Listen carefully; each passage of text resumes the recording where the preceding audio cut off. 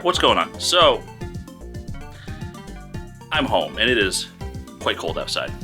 There's a little bit of snow, motorcycles away. I have to work on my car, but there's a bunch of ice in my driveway, and I'm not doing that. So, I have some guitars I gotta screw with. Those of you who are not new to my channel know I play guitar.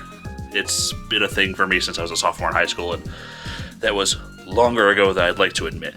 But, so this is my Epiphone Kirk Hammett 1979 V. I threw in a set of EMGs. It's the 81X and the 60X. Threw in Godo hardware, Godo Magnum 3-in-3 locking tuners. This guitar is cool as hell. Ever since I was in high school, I've always wanted a black 70s style V. I hate the Vs that have the half side pick guard and the straight through body. I'm just not a fan of them. But this has pretty much been my dream guitar ever since I was a kid, right? And modifying guitars is something that is a little bit more recent to me. I've always fucked with stuff. I've always taken some stuff apart. I've swapped a couple pickups here and there. I've done a little bit of hardware with varying results. I've painted some instruments. I've done a little bit of everything, but not in like a nice professional level. I've done it in like the haggard, really fucked up way. But this video is not about this guitar. I have two guitars I want to talk to you about in particular. A few years ago in spring of 2023, I posted a couple of videos about my friend Bill. Bill not only was a dear friend to me, and if you haven't, please check out those videos. Those videos, it would mean a lot to me for you to learn a little bit more about Bill. Now, Bill not only was a dear friend, he also was the owner and main luthier of 1428 Guitars in Groton. So Bill, he pieced together my part stratocaster. He gave it like a little birth photo, the whole shebang. He's got a wiring diagram, layouts, stuff telling you what all the various controls do. Bill was an absolute craftsman. Throughout the last year, 2025, I had to sell a lot of my instruments to really keep myself above water. Because shit's gotten pretty expensive. A couple guitars that I will never part with as long as I'm alive. Truthfully, it's been a while since I've played anything. Much like my gap in my YouTube content, it's been kind of the same thing for playing guitar as well. If you're somebody who is any type of creator, I'm sure you get through those ruts where you cannot be bothered to pick up anything that has any type of creative aspect to it. My whole channel, MotorsandMetal, one of the initial intentions was for me to write music to be able to overlay over it instead of using shit from like Sonic the Hedgehog 3, but whatever, I'll take it. But yeah, like I have an interface and studio monitors, the whole shebang.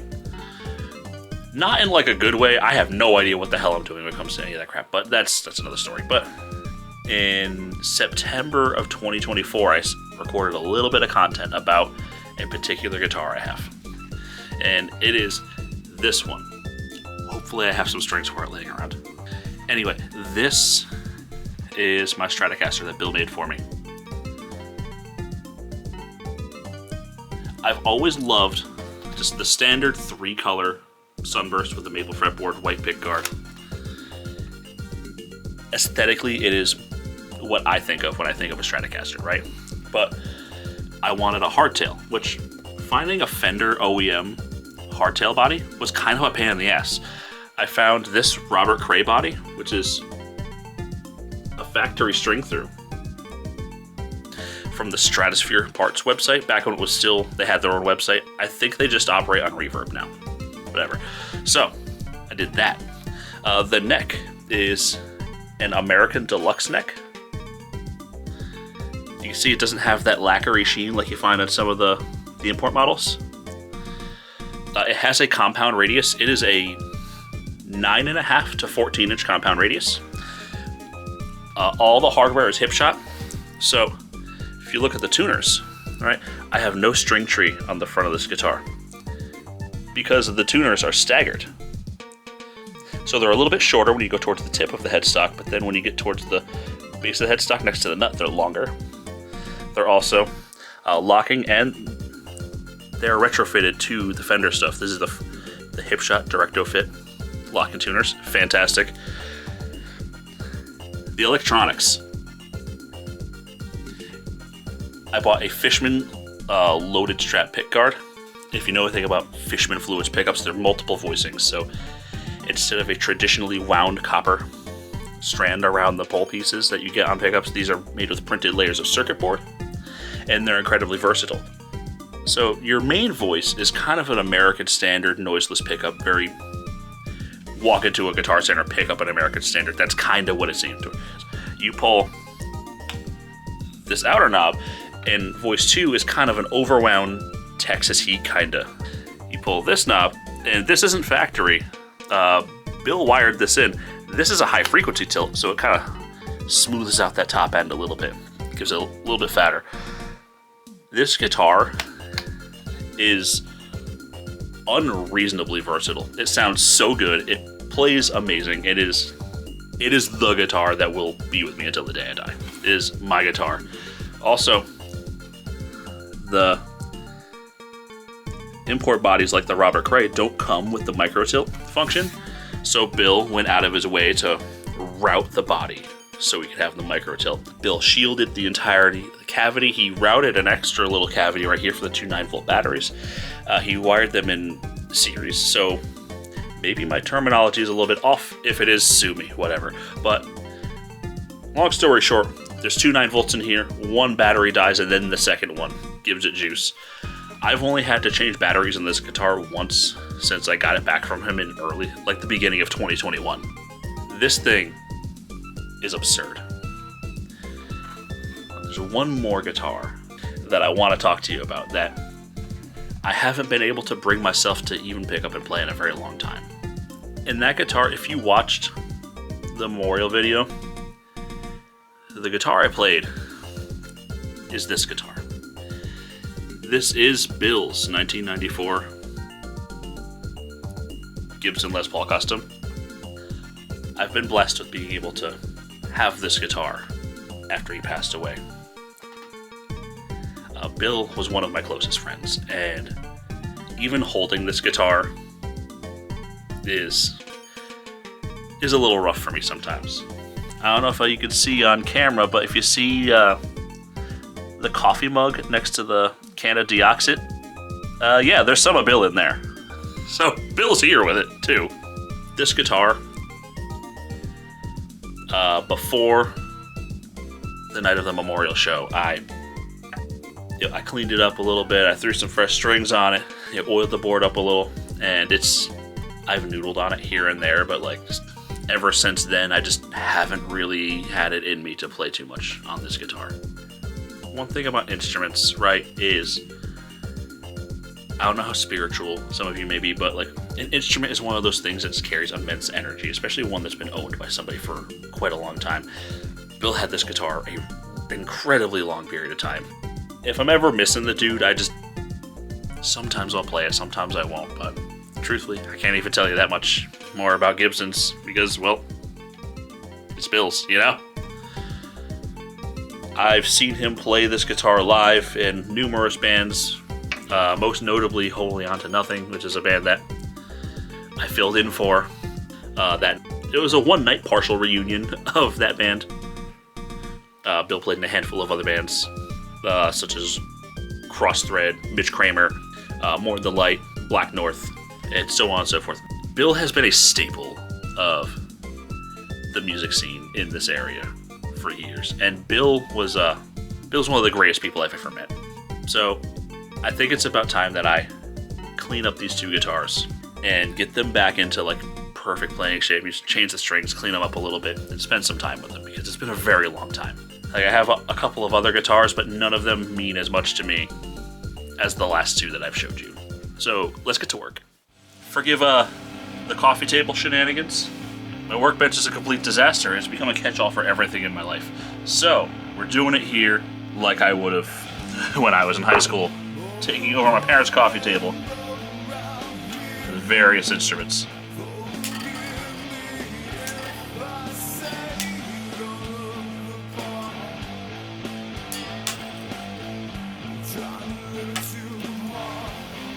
So one thing is I'm a little too over-sentimental about some stuff, right?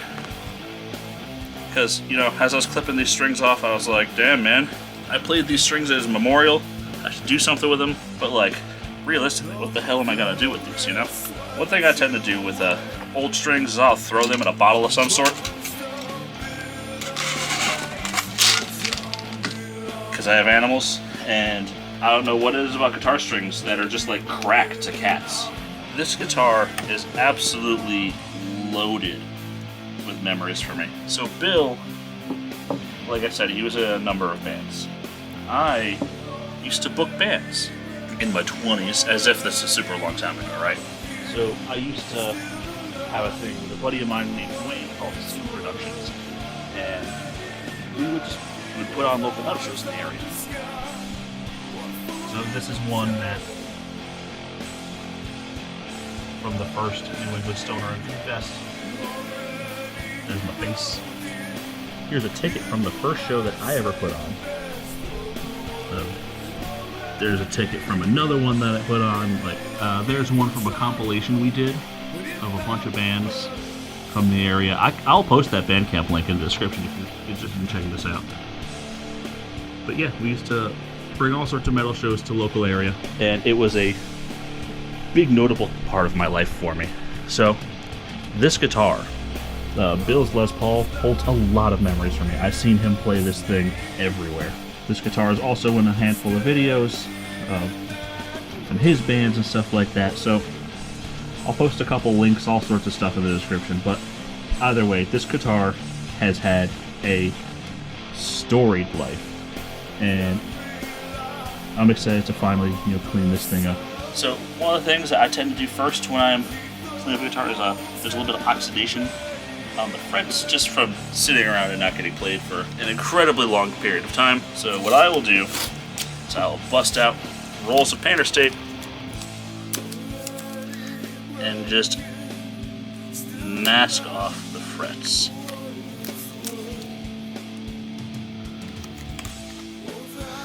It's a tedious task. Only use painter's tape of some sort because anything else might damage finishes. Gibsons are pretty known for, their nitrocellulose lacquer, and it's one of the things that really makes a Gibson a Gibson. As where my Epiphone, they might still technically be the same color code, like they're still ebony, both of them are ebony. The Epiphone is polyurethane, and the polyurethane finish, it doesn't really sink into the crevices of the guitar's wood as much. So some might argue that the polyurethane is better, or that comes on the Gibsons anyway. However, I don't give a shit, personally. The guitar is going to age no matter what you do. Just enjoy it. It's eventually going to look sick as fuck, but that doesn't mean that I'm not going to be careful. So I will mask up all these frets. I might get out a cutting mat because I don't have any tape smaller than an inch wide. It is, as you can see, one piece is already starting to take up an entire fret space. But yeah, I'll mask those out, and then I have tools that I will use to clean these. This guitar doesn't have any fret sprout, so I don't need really to worry about dressing these. Gibsons that have binding on them will typically have some sort of little raised edge of a binding called a nib right on the end of the fret wire, so these will pretty consistently be smooth. As were my Stratocaster, that feels like a saw blade because it's got fret sprout. It is what it is. There's ways to correct it. Don't have a cutting mat, but I do have this pistol case.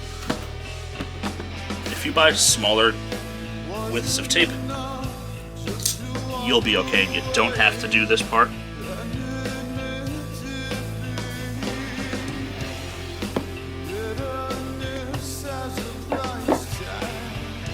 But yeah, I never think to get tape that is smaller than an inch. So I'm stuck doing this. But whatever, it works. Okay, get through the rest of this.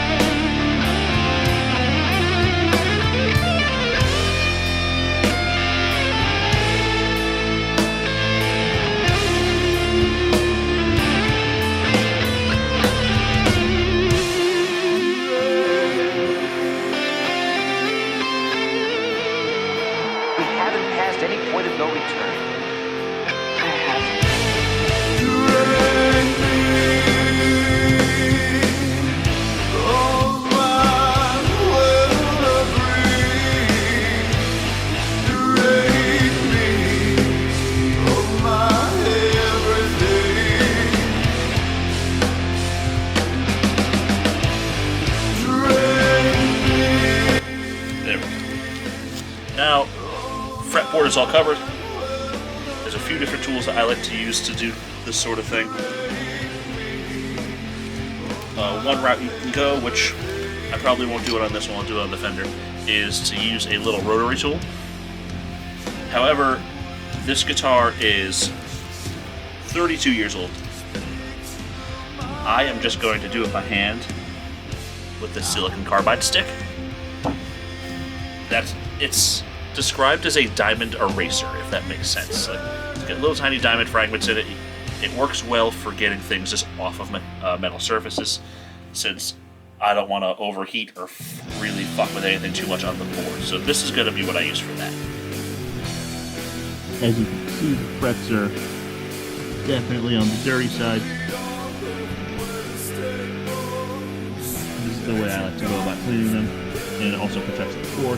I will clean any residue or finger gunk off the fretboard separately with a different product, this rag. And it's simple. All you do is just give it a good wipe. You don't have to press into anything. But rotate it a couple times. But as you can see, stuff comes right off these guys.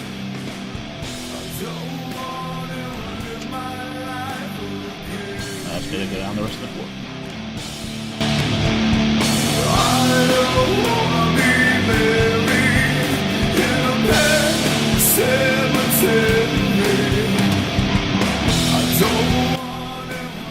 You can already see the difference in sheen in the frets. These things are fantastic.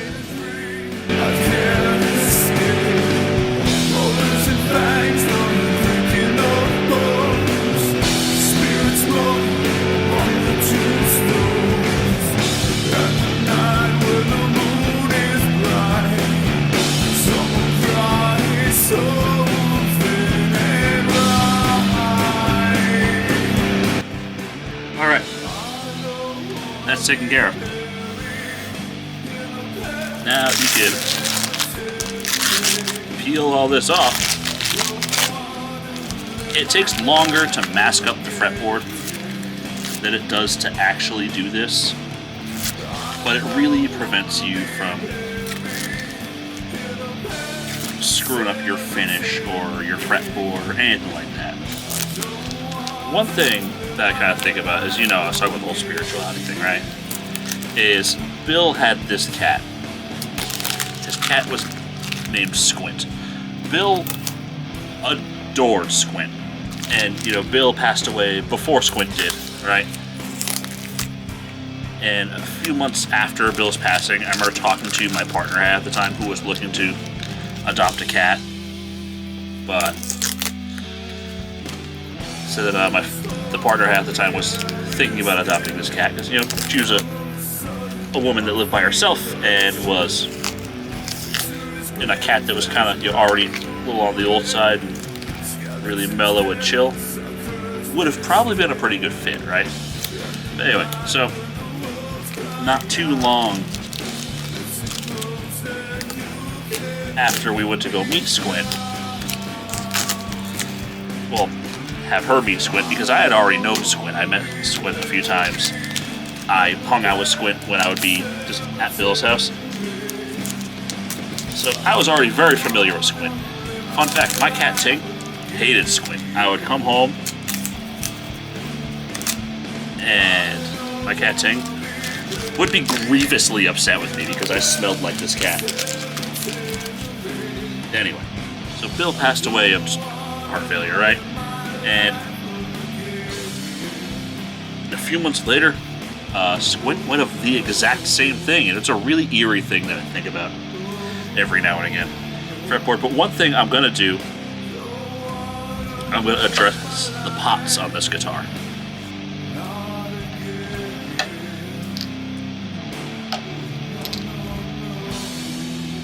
It's always nerve-wracking taking off these knobs on a guitar because they're press fit, right?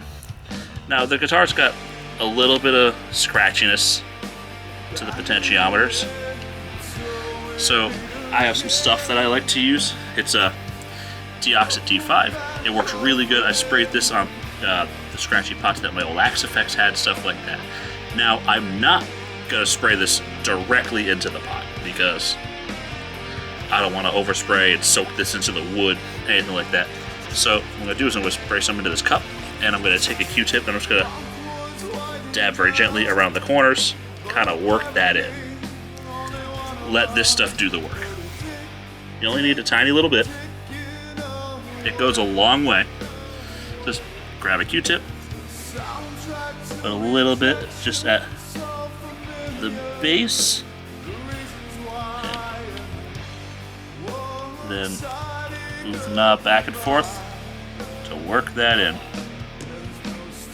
You don't need to have it plugged in to really hear it, because you will feel the grittiness of the pot start to dissipate on its own without being plugged into anything. So go full lock to lock when adding this stuff in, because you want to make sure that it really gets in there.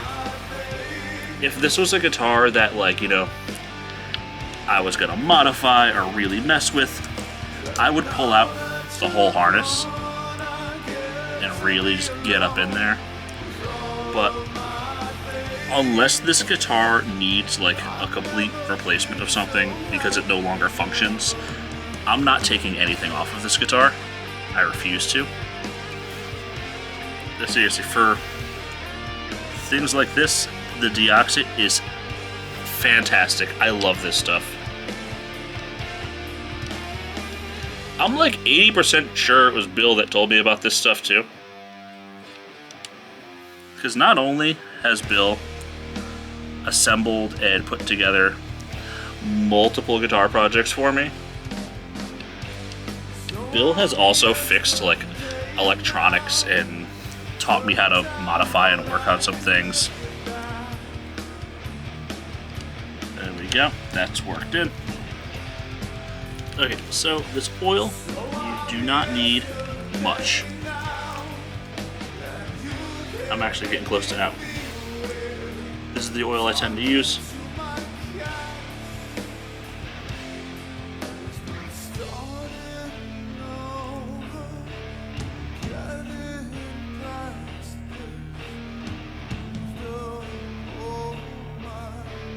There we go.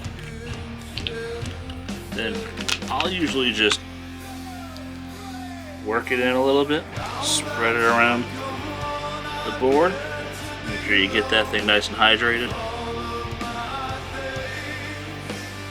This is a little more than I would typically use, but it's been a few years since this guitar's had a bit of an oiling, so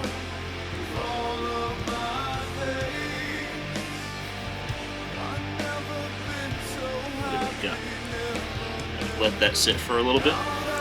Sometime later. Alright, after that oil has sat for a few minutes, go ahead, wipe up that excess with a rag of some sort.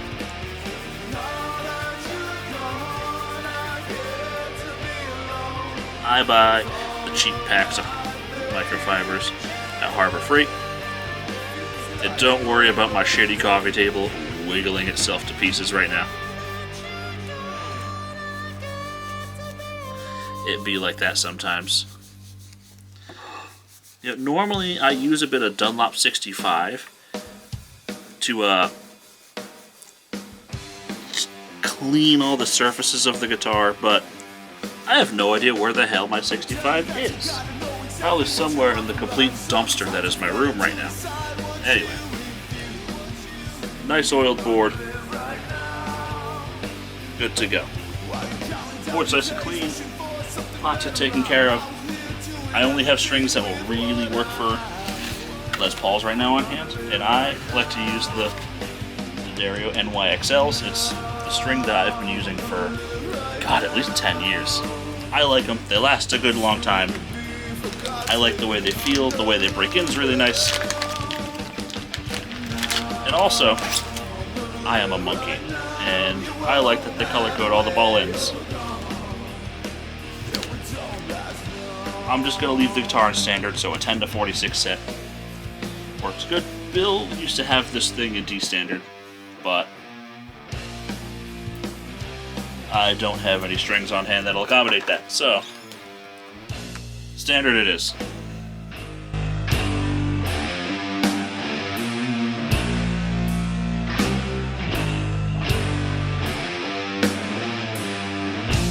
All I am is now.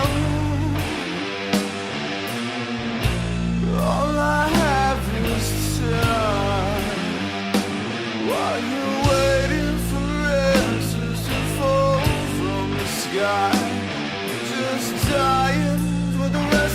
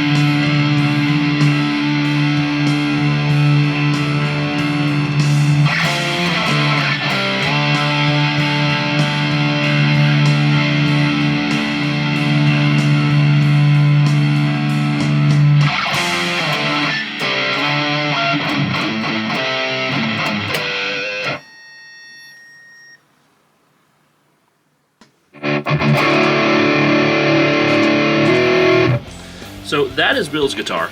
That song was before his time. I will link the actual song below. He's playing this guitar in that video. That's one of the songs that was in the set for his memorial. I am rusty as hell. I have not played that shit in 3 years. I think it might be the only song I remember from that set. If I tried to play anything else, I would forget that immediately. I would not be able to do it. But yeah, this is Bill's guitar. I don't really have great resources to give you like sound demos. It's a 94 Les Paul custom. There's a million of these. All I can tell you is this guitar is cool as hell, and it is one of the most sentimental things I've ever owned. So, Bill, I miss you, buddy. This is a video that I've been wanting to make for quite some time, is talking about this guitar and cleaning it up and doing a little bit of that. I had meant to be doing this back in mid-November on his birthday, but, life kind of gets the best of you. I haven't really had a whole lot of time to do anything. A couple weeks after that, Ting passed away, the holidays, and it's been a rough one. One thing that also I've been thinking about is expanding my social media presence just a little bit, since it's a large part of my life.